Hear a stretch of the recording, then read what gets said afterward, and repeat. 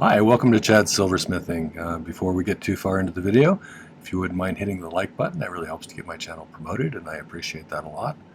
I also love it when people leave comments, so if you have a question about the video, you want to suggest a video, some constructive criticism, if you want to tell me how you do things, or if you just want to, say hi or whatever, it's fine. So leave a comment. I've always found that spiral motifs are kind of attractive, and so today I'm going to do kind of a spiral motif ring.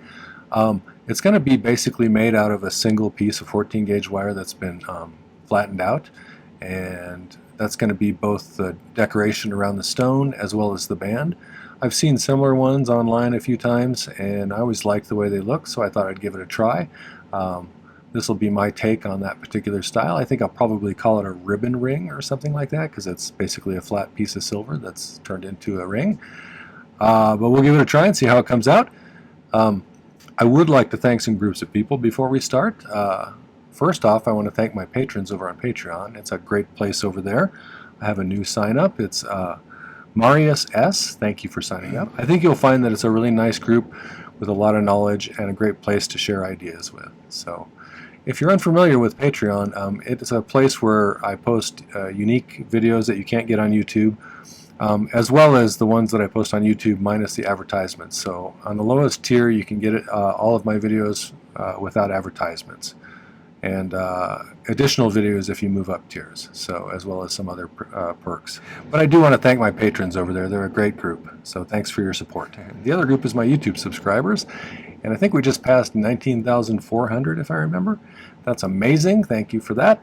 Thank you for the nice comments, and thank you for the nice donations like the super thanks and the buy me a coffees. Those really help with my materials costs. So, all right, well, let's give this one a try and see how it turns out. This is one of my design idea sketchbooks. There's a number of different designs on my merch store. This one has a cool conversion chart on the back that I find pretty useful. It's fractions of an inch to decimals to millimeters. I do most things in millimeters anymore since it's a little more logical.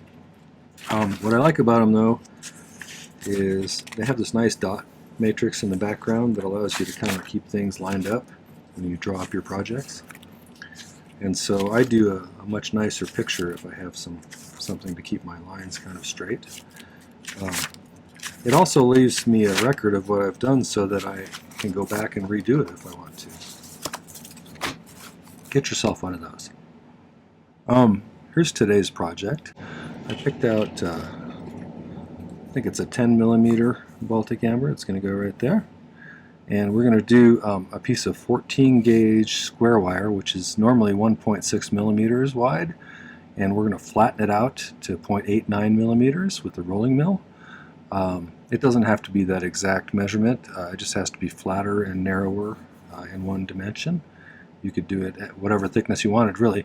I cut an 8-inch piece, or about a 200 millimeter piece, and I'm hoping that'll be enough for what I'm trying to do here. But the first thing we're probably going to do is flatten that out with the rolling mill, and then we'll come back and we'll make a bezel for the stone, and then we'll make some little silver balls. You notice I have some little silver balls right here, here, here, here, and maybe here. But I may place those in different places. I haven't decided where I'm going to put those. But one of the reasons you want these balls here is because when you have a spring like this, it moves up and down pretty easily. And even if it's pretty springy, it's gonna have some give on it, and I want this to be kind of stable. So putting those little balls in between the wires here and there will kind of stiffen the whole thing up. The band itself is going to spiral and then rotate or twist a little bit, so the other dimension is flat going this way, and we'll just wrap it around a couple times. I think I'll solder these two together. Although you could leave them separate if you wanted to, so that you could size it differently, but I think I'm just going to make it a single size for this one. So hopefully we have enough. This is that 20 centimeter piece that I have. So let's go over to the rolling mill and roll that out. Oh, before we do, I'm going to use 26 gauge 3/16 inch bezel, which is 4.76 by 0.41 millimeters. And for the step on the inside of the bezel, so I have a see-through back, I'm going to use 18 gauge round wire as the step, and that's 1.02 millimeters. So let's go flatten this out. If you don't have a rolling mill, you could still do this by just flattening it out with a chasing hammer, as long as you spend some time getting it really consistent, you know, and then you could, even if you didn't quite get it perfectly consistent, you could then clean it up with a file and have pretty much the same effect. So don't despair if you don't have a rolling mill. Alright, so let's go over there and do it. I'm going to have to ask you to forgive my mess over here.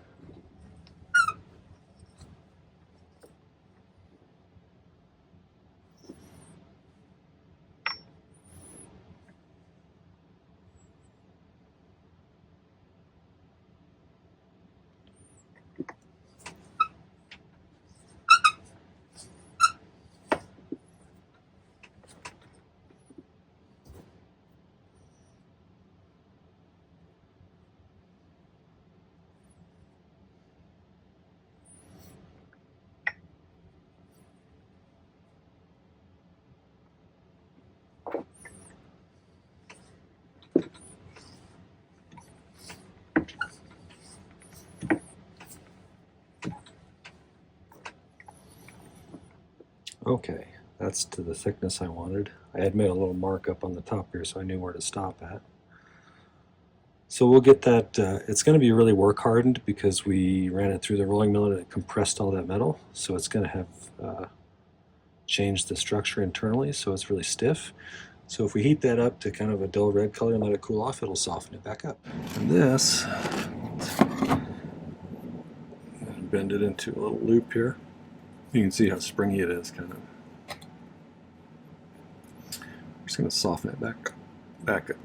I should have hiccuped. I'm just going to soften it back up a little bit. And I'll measure it afterwards. We'll see how long it stretches it out to.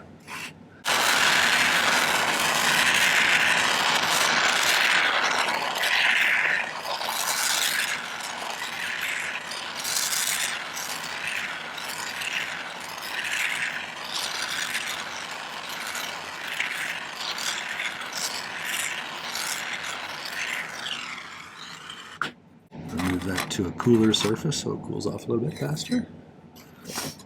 And once it's almost cool, then I'll quench it. And then we can start making a bezel for that stone.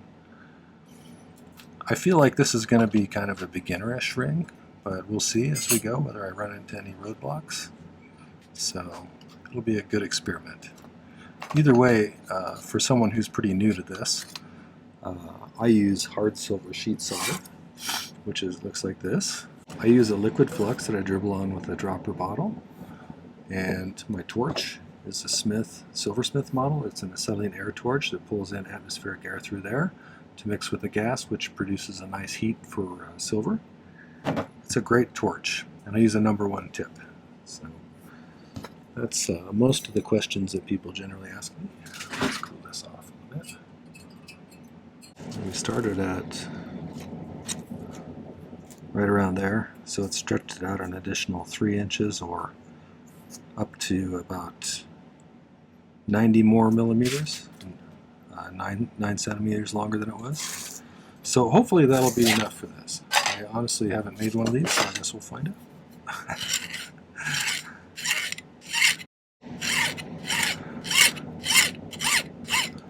So I'm just going to set this to the side in the pickle for a while we make a bezel.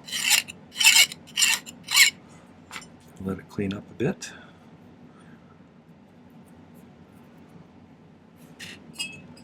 So let me grab that stone again. Here's the 2026.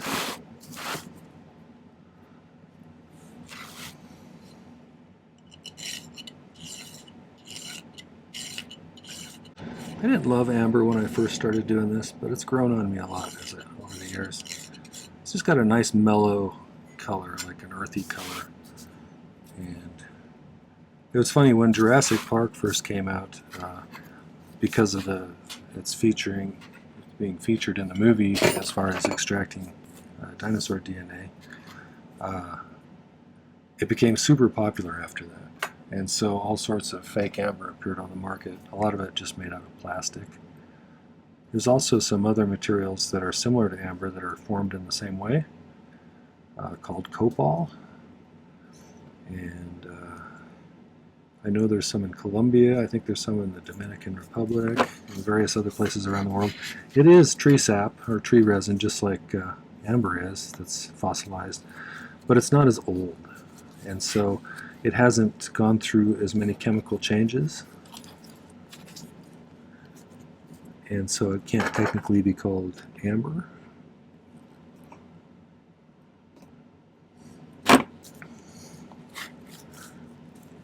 One way you can test to see if you got real amber, if you have a spot where you can burn it a little bit where it won't show. Not that I'd recommend that on a nice stone or something, but it smells like pine trees to me when I burn it a little bit, or kind of balsamy or something. What am I looking for here? Where did you go, pick? So I'm going to try and get this snug, but leave just a little extra room for filing.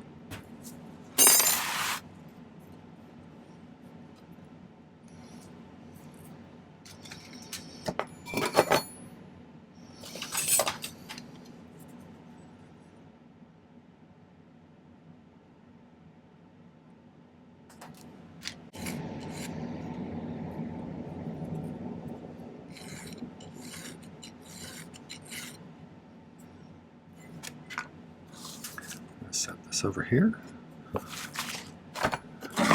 Amber will not put up with flame for sure, so you don't accidentally burn it.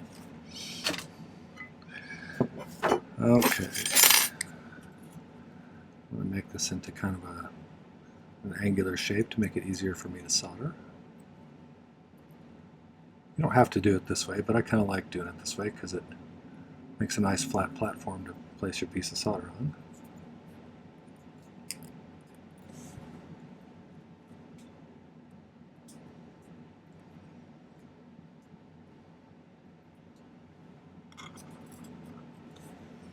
Okay, so let's cut a little bit of solder.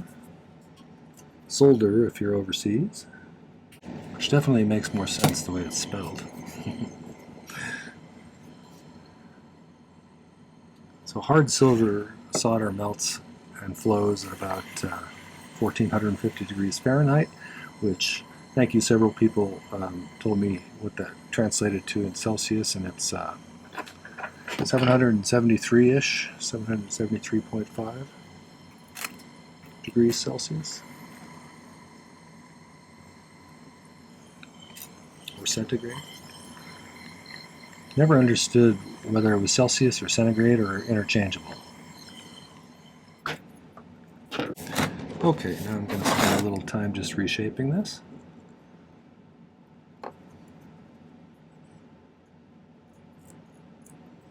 If you have a tight bezel with something like amber, which is kind of soft, you want to make sure you have it shaped really well before you kind of put it over the stone so you don't scratch the stone when you're kind of sliding it in there to see if it fits.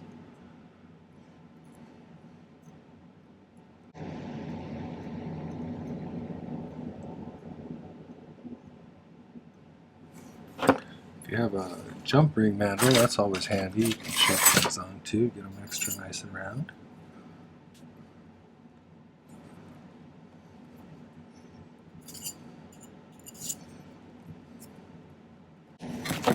See how we're doing on size.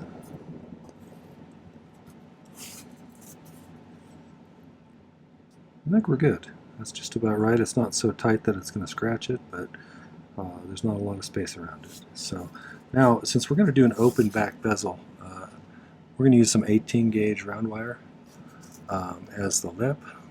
And let me see if I got a little bit of that around here.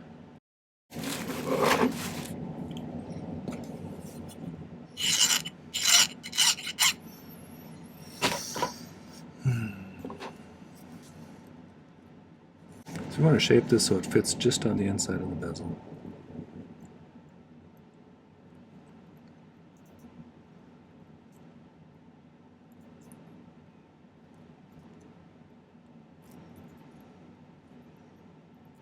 You overlap it like this. You can hold it above and just gradually kind of tighten it up. Try and keep it in a circle until it fits right in there.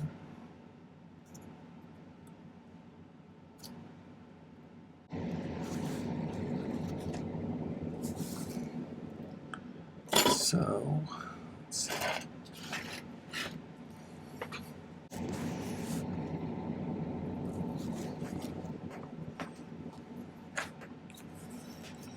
So I usually cut it just a little bit bigger than it needs to be, and snip out little pieces until it fits right. I'd rather cut it too big and then remove pieces than have to start over and put one in there that fits exactly, because if you get it too small, it's going to have a little gap where the solder joint is, so you want it really nice and tight if you can. Otherwise people will laugh at your crack in your platform. Nobody wants that. There's other ways to create a step bezel too. You could use some sheet, or you could use some more bezel on the inside. You can buy step bezel if you want. There we go, we got a nice snug fit in there. One thing you also want to do is make sure that it's perfectly in a plane like that. If it's not, you're going to have a little wobble and your stone won't sit flat. And then it'll be hard to get a nice finished product, I think. So let's get it in there. Make sure it's sitting flat. I think we can solder it in.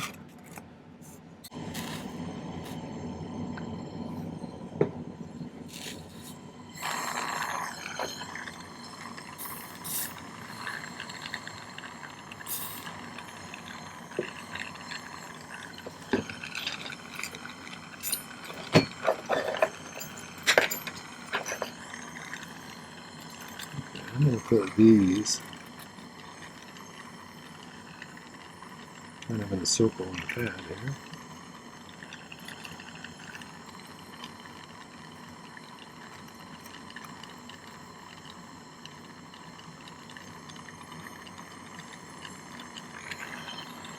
And we're just going to heat from the outside like you would any other normal bezel. And it should draw that solder right up into the seam. So it hits the right temperature, so it's starting to go.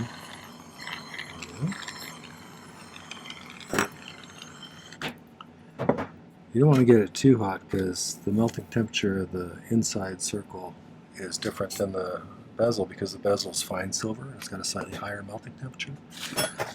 I have in the past a few times actually melted the wire and it started to flatten out on the inside of the bezel. So, and that's not a desirable outcome. Okay, so I'm just going to file this file as well. Okay, so let's fish that other piece out of the pickle and see how it looks. I'm going to spend a little time getting this really straight, I think. And I usually use my flat nose pliers to do that. And if you just use the pliers to hold and then use your fingers to bend, you get a better result generally.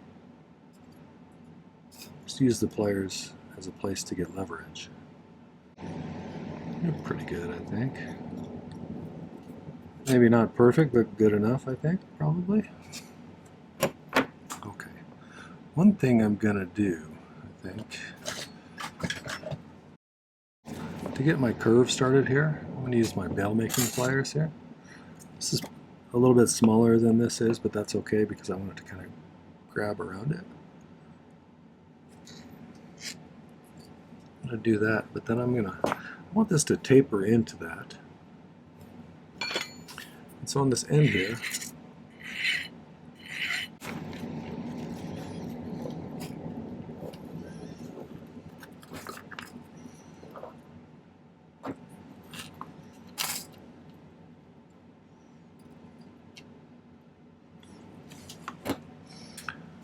let's see how far around I drew it. So I started here, and I started separating a little bit beyond where they crossed.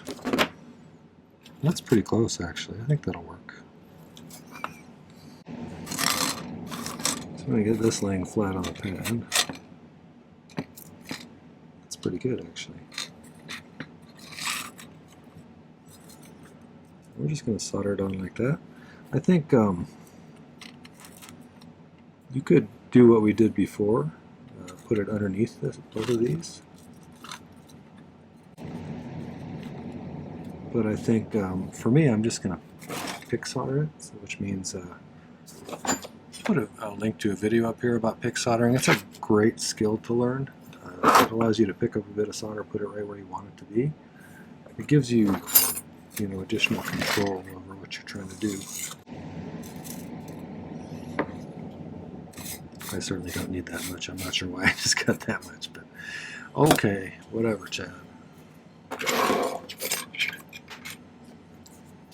Maybe I just get into the zone and start doing stuff without much thinking about it. That's kind of why I like this.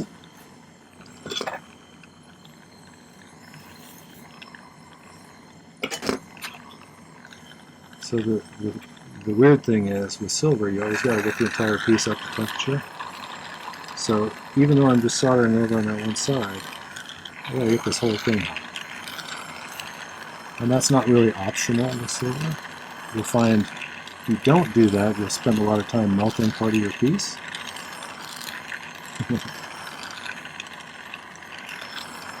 Which most people do at the beginning.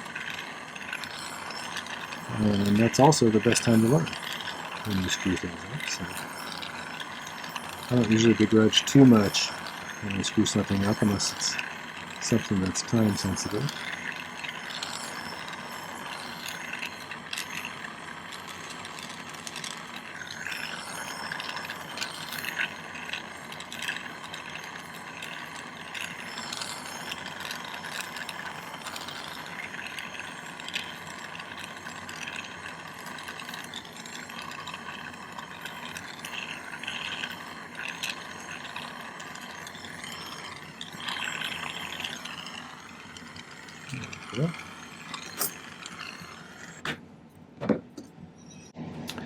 Now here's my thinking. I'm thinking I'll get the nicest wraps and the closest, tightest wraps if I wrap it just right around the stone here like this and just go around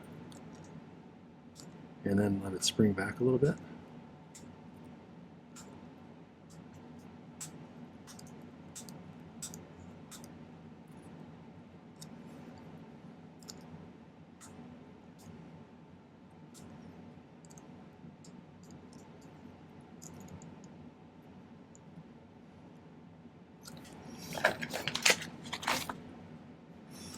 One, two, so 1, 2, so just a little bit more.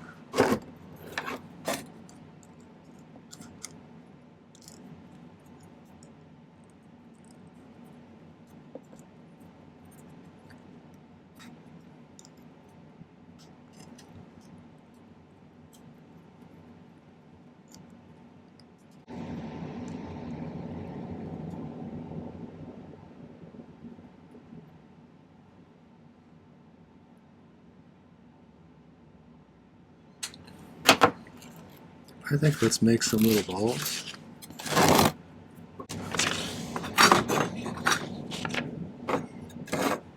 So let me find some scrap silver. I guess I could use this piece of 18 gauge. We don't need very big ones, so I'm going to cut some kind of small pieces and we'll just melt them.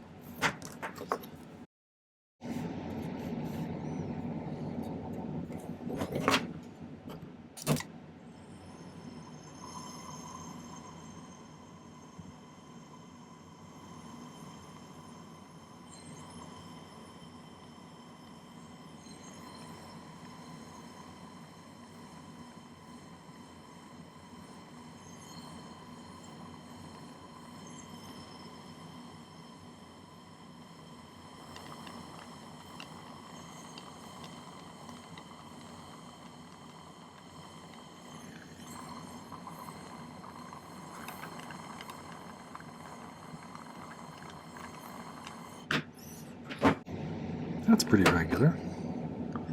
Let's see if we put one of these little guys in here.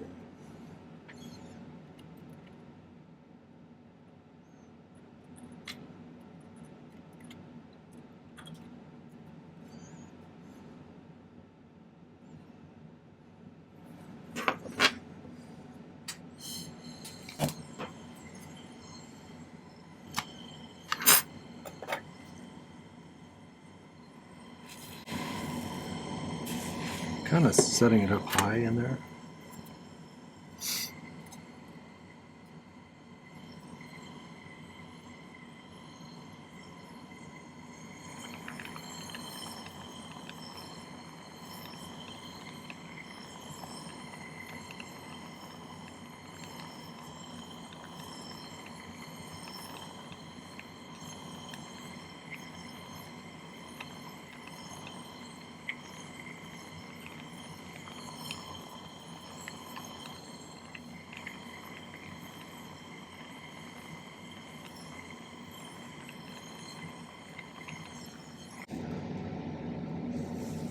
I'm doing it the opposite way I did it on the drawing. Whoops. That's alright. Okay, so I had one kind of actually near here too, so I need to put one there. And maybe one over here somewhere.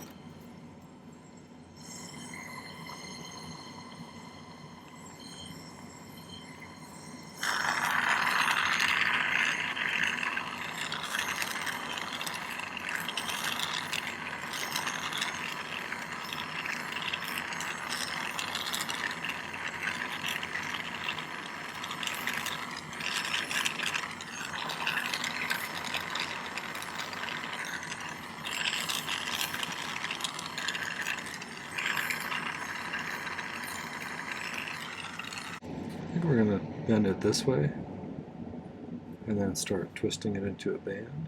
But before I do that, I'm going to add one more ball on the outside of that just to give it some balance.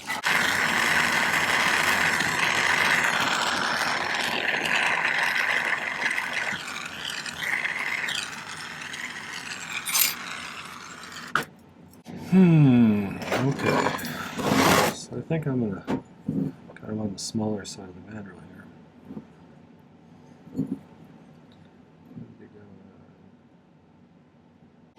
I hope I'm wrapping this in the right direction. I guess we'll find out.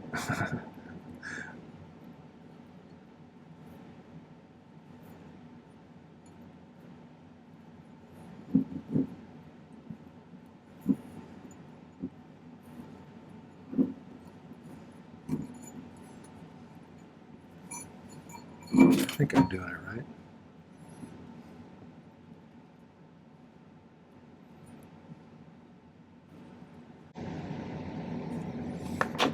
I want to get it kind of balanced, you know, so I'm going to try and, you know, keep as much of the stone showing through there as possible, so I'll solder it to either side like that. But kind of liking that.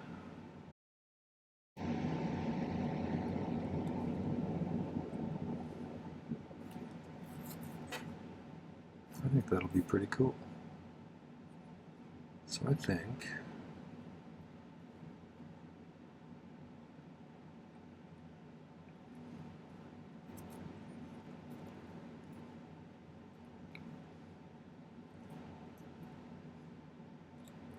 right now we're at about a 7.5.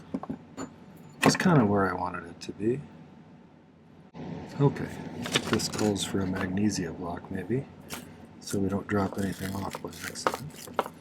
These are nice because you can push stuff down in them. Like that.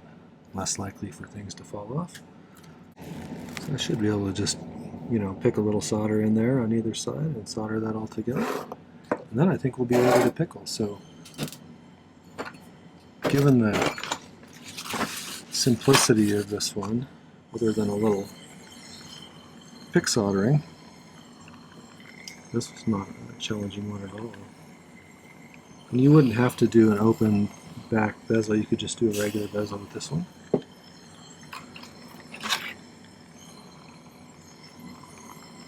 I'm curious, if you were to do this, what stone would you pick? I have a limited number of, you know, really pretty round stones for some reason lately.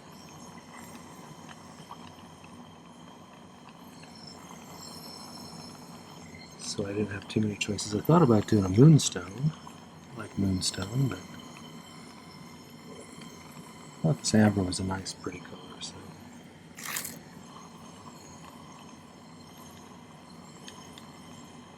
Oopsie. I hit the wrong thing there.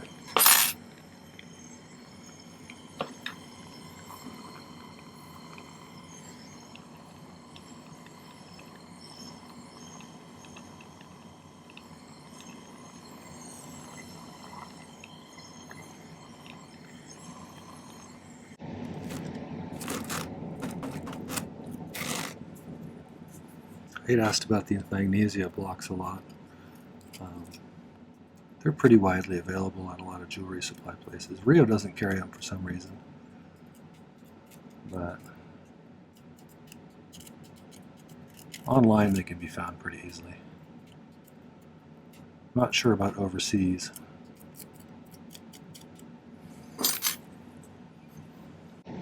So I think after this pickles, I may put it on the mandrel and pound on this a little bit to make it stiffer, because it's pretty flimsy from annealing that. And I'm not sure how long I'm going to keep this part that's sticking out, and I'll definitely round the end a little bit. But I could cut it up here, although I think it looks kind of better going all the way around like that. So, I don't know, that kind of looks like orbiting planets, so I should have probably called it an orbit ring or something like that. But I like it. I think that'll be pretty, you know. You visualize that in there. So let's let that pickle, and then we'll come back and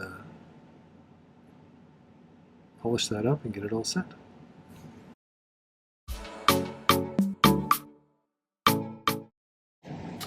So I got it all polished up. I think it came out pretty cool.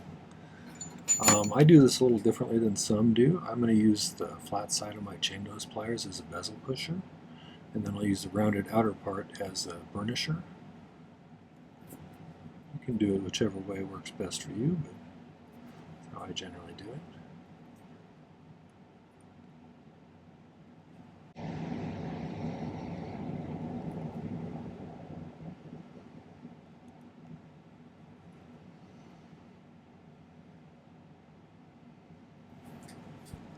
I'll just kind of rub that top edge. I'll try not to hit the stone.